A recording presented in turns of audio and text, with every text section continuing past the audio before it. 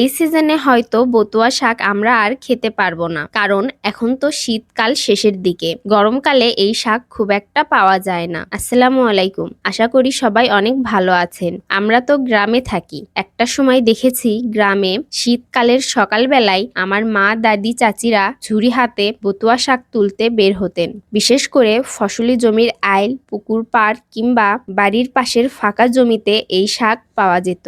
সবাই মিলে ওইখানেই দাঁড়িয়ে দাঁড়িয়ে শাক বুটতো। বাড়িতে এসে যেন শাক বাছার আর কোনো ঝামেলাই না থাকে। বতুয়া শাক শুধু ধুয়ে নেওয়ার কাজটা বাড়িতে এসে করা হতো।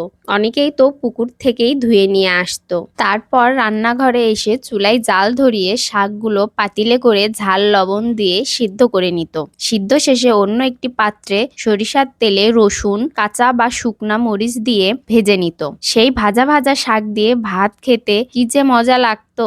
আমরা তো এটাও শুনেছি বতুয়া শাক শুধু স্বাদেই নয়, উপকারেও ভরা ছিল।